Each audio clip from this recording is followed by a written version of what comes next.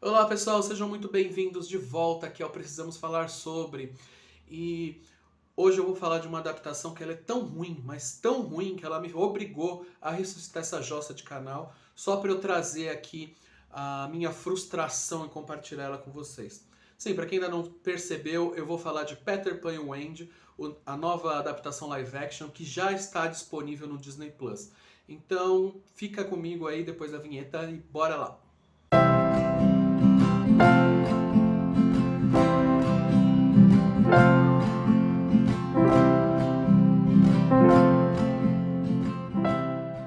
Bom, primeiro eu queria dizer que sim, eu tô afastado aqui do canal há um bom tempo.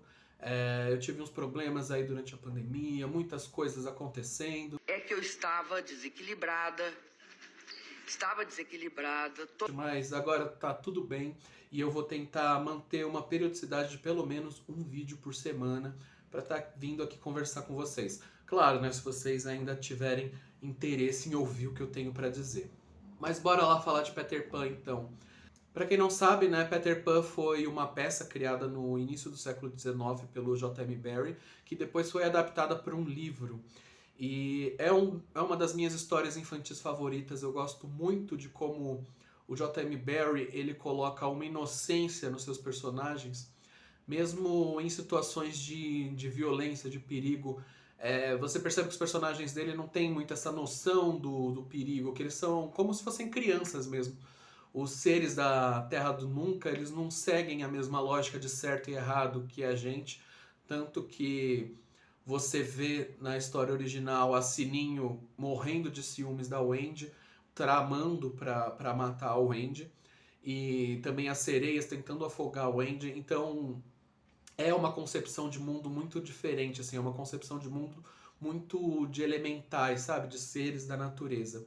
E também de crianças, que elas não percebem assim o tamanho da consequência das atitudes delas. Dito isso, a gente tem uma belíssima animação da Disney, que é a animação clássica, que adaptou muito bem essa história.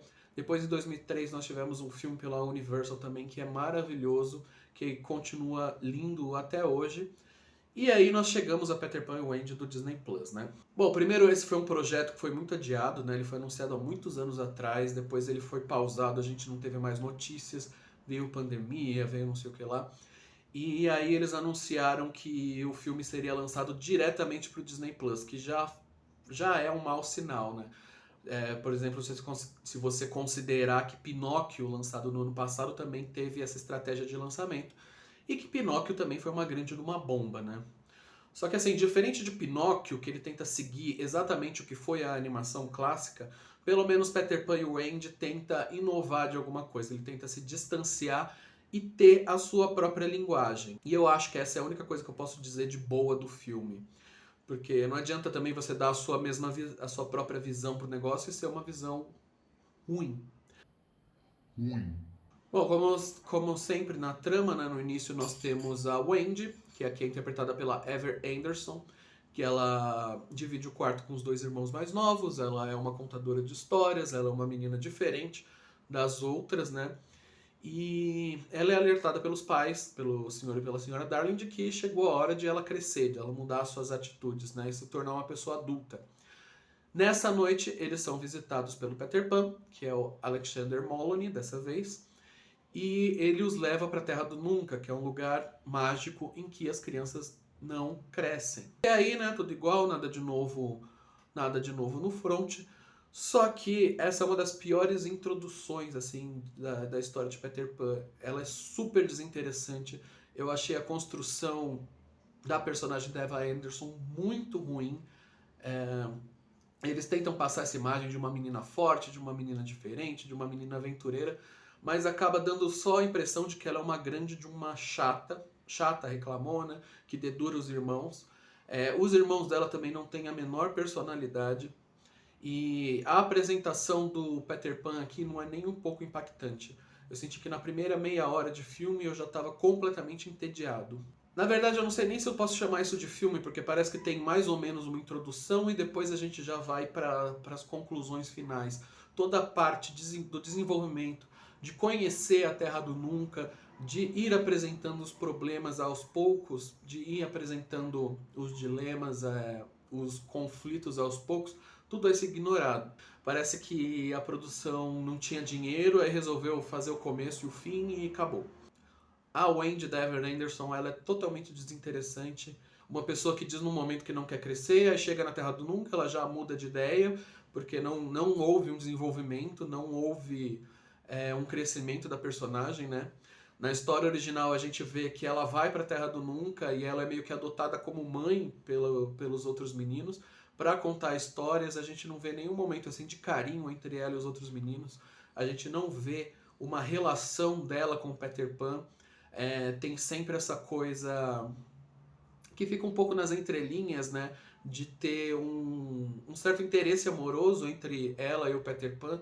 Aqui isso é descartado, talvez porque, não sei, meninas fortes talvez não possam se apaixonar. Logo depois da primeira aventura que eles têm, eles já entram em confronto, ela mete uma bufetada na cara do Peter Pan, ela já detesta ele, ela já quer ir embora.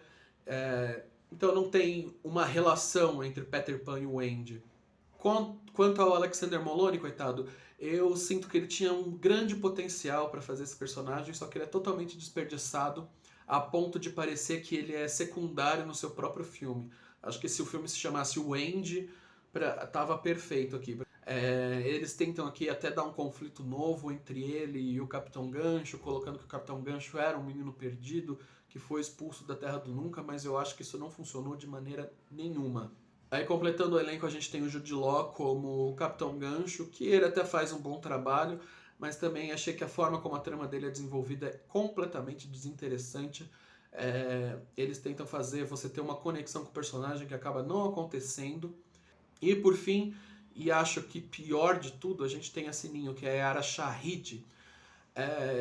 Aqui eu não acho ruim a atriz, a escolha da atriz. Não é porque é uma atriz negra, nada a ver, tá, seus racistas safados. A questão é que a Sininho não tem personalidade nenhuma aqui nesse filme, tá? Na trama original, eu lembro até de uma frase que eles dizem que a Sininho, ela não é má, ela é tão pequena que cabe apenas um sentimento por vez nela. Então, quando ela tá com ciúme, ela tá 100% com ciúme. Quando ela tá com raiva, ela tá 100% com raiva. Quando ela tá triste, ela tá muito triste. Quando ela tá feliz, ela tá muito feliz. E aqui ela não tem sentimento nenhum, aparentemente. A gente tem alguns closes nela que são super estranhos, parece que a cabeça dela tá flutuando no corpo e que ela tá sempre sorrindo e meio que fazendo uma dancinha de TikTok assim. E eu não acreditei em momento nenhum que ela estava realmente inserida ali na cena. Parece que ela realmente estava por fora. Dá um close, é uma personagem que está fora de cena, aí tem uma coisinha voando ali, mas em nenhum momento você acredita que aquilo é a Sininho. O que é um problema dos efeitos visuais, que são bem ruins, tá? A caracterização da Terra do Nunca é muito qualquer coisa.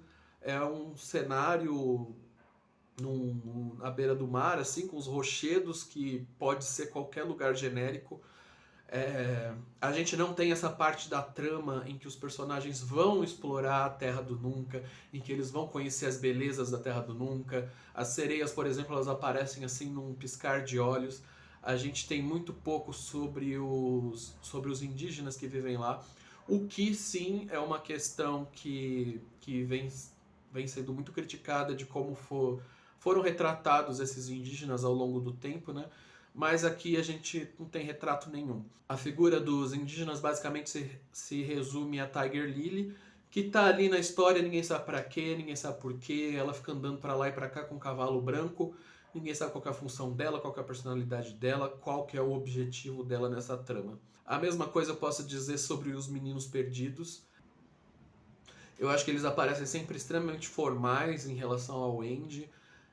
Não tem esse desenvolvimento dessa relação dos órfãos procurando por uma mãe, essa contação de história, não tem nada, basicamente não tem nada. Eu acho que o filme não tem quase nada do que torna Peter Pan uma história tão especial. De forma geral, é um filme muito vazio, é um filme que parece que não sabe o que ele quer dizer. É um filme basicamente que quer trazer uma nova roupagem para uma história, mas ele não sabe bem o que quer dizer. E ele perde completamente a essência dessa história. Eu acho até estranho você pensar que esse filme foi dirigido pelo David Lowery, que no ano passado ele fez um trabalho sublime numa recriação de um conto, que foi A Lenda do Cavaleiro Verde, que se vocês quiserem eu posso trazer uma crítica aqui no canal, então deixa aí nos comentários.